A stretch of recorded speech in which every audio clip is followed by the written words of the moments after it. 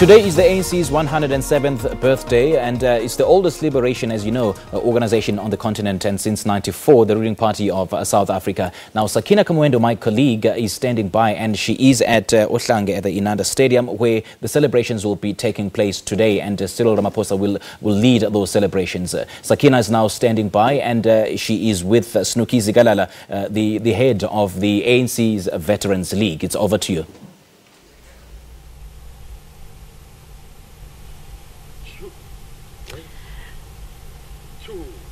And welcome back to Inanda, and this is where we're coming to you from this morning.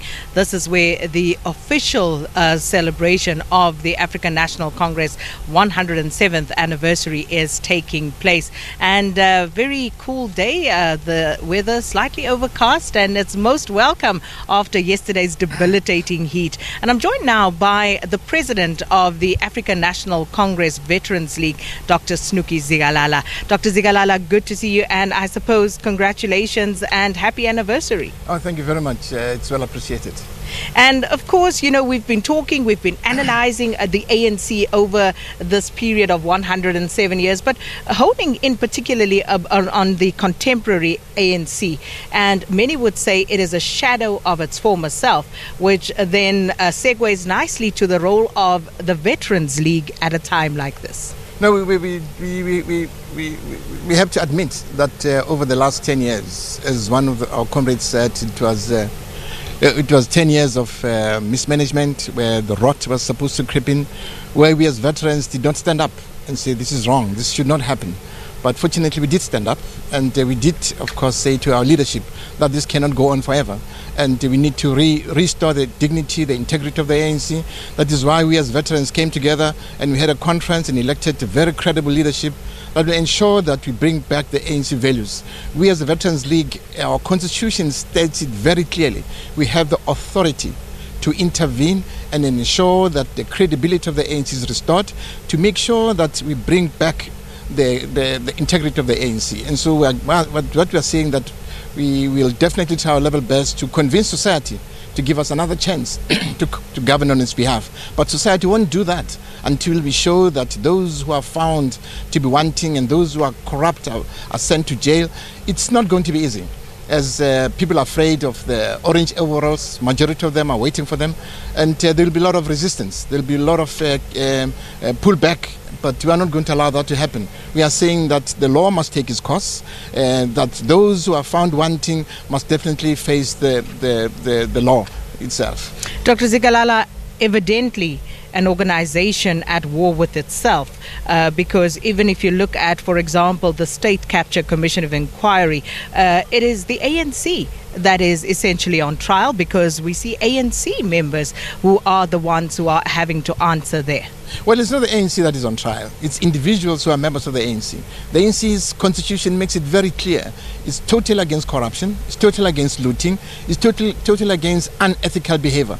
But individuals are the ones who are involved in those nasty activities. And so we are saying that those individuals who dent the credibility, the integrity, the dignity of the ANC must definitely face the law. It doesn't matter who it is. That is why, as the Veterans League was saying, in the list process, comrades who are found wanting, comrades who have criminal charges, comrades who are indisciplined, they must not be on the list. And so we'll make sure that they should not be on the list. But Dr. Zigalala, I will put it to you, that's the ANC being opportunistic by trying to divorce these members from the organization, because the positions that they found themselves in, where they were in a position to actually do the things that led to the State Capture Commission of Inquiry, they were deployed there by the African National Congress. So the African National Congress has to own that. No, the African National Congress has to own in terms of not having taken action against those comrades. That is why we have what you call the Integrity Commission, which consists of senior members of the ANC, people of integrity. That's why it's the Veterans League that stood up against VBS and said the members of the ANC and members of councillors who were involved with VBS must step down. And it happened. And we are saying, as even now, members of the ANC who are on the list itself, who are found wanting, must stand down. You cannot send people of that caliber to Parliament at all, because they're not honorable. And so when you're saying for the past 10 years, the ANC allowed this rot to go on. The ANC did not take action. Now, currently, the ANC is cleansing itself. We have, as our president says, we have to wash this ANC of ours. We have to rinse it. We have to hang it. And we have to iron it. It has to be clean because it's the only organization that has good policies that are aimed at changing the people's lives. And we'll make sure that we won't disappoint society because society still have confidence in us. But society won't come back to us unless they see those who are implicated, those who are corrupt, going to jail. And of course, that will happen. The law itself will have to make sure that people are held to account. And that's what we'll do as Veterans League. Can one really wash dirty linen in dirty water and say that on the other side it comes out clean? It's not dirty water because we elected a new leadership. Currently, if you look at the recent polls by Ipsos, they say that 6 out of 10 people say will vote for the ANC. But unless the ANC cleans itself currently, people won't come back to us. That we realize. And so it's the leadership that we have currently that was elected at Nasrec is the leadership that wants to clean the ANC.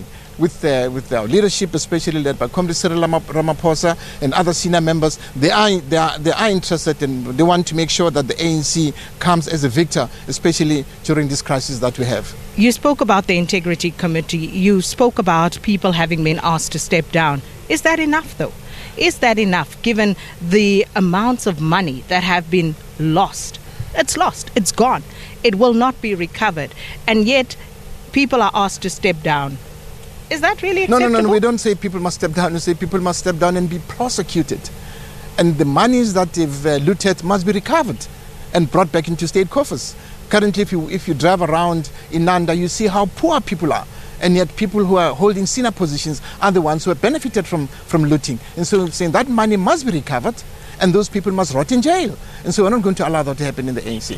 Which brings me to another interesting point, because you have characterized, and you've said it twice now, the last 10 years have been 10 years of mismanagement. Did it really just start in the last 10 years? You know, when you talk about accountability, it goes back to the arms deal, for example. And again, there just seems to be a total lack of accountability, a total lack of will on the part of the ANC to decisively deal and prosecute in the end, as you put, with this malfeasance that goes on, the corruption that goes on. It's been there, and yet the ANC doesn't seem to be willing or able to go there and deal with it decisively. No. I think the ANC, when it established the Veterans League in 2009, it had a vision to say that this the league itself is not like any other league. It's not like the Women's League or the Youth League. The league itself, its constitution states it clearly that the Veterans League has the authority to intervene on any issues that affect an unethical behavior, corruption, undermining of ANC values and principles. We have an authority. That's why the ANC established the ANC Veterans League. I would say that over the last 10 years, the Veterans League was moribund.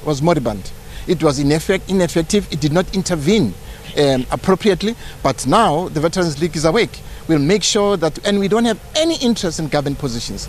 All that we want to do, we want to save the ANC, and we'll definitely do that. Will you lay charges against those who you feel are corrupt, those whom your Integrity Committee have found wanting and asked to step down? Will the ANC Veterans League go and lay charges against them? Members of the ANC Veterans League are members of the Integrity Commission. They're the ones who said the VBS people must step down and they must not be in the list process. And then from there, we are saying as Veterans League is that the law must take its course. They must be charged by the law. But will you lay charges against them? Well, we have not discussed that, but we have to do that through the disciplinary committee of the ANC, which we can do that. Because the ANC has a disciplinary committee, we can do that. Dr. Zikalala, thanks so much for speaking to us. Okay, thank you very much. And coming to you from Inanda at the Dr. J.L. Dube Stadium. And this is, of course, where President Cyril Ramaphosa will later be addressing the African National Congress faithful, the people of Inanda, and, of course, KZN and eThekwini at large, and the nation as well. And we're going to hand it back to studio, but we will be coming back and touching base with one of the members of the Dube family. Back to you, Simpiwe. All right, Sakina, thank you so much. That was my colleague Sakina Kamwendo speaking to the ANC's president of the Veterans League, Dr. Snuki Zigalala. And for now, let's go back to Pine Town. I do understand at the CBD, where my colleague Mzwandi Limbeja is standing by to give us a wrap of President Cyril Ramaphosa's walkabout, which he took earlier on this morning. Mzwai,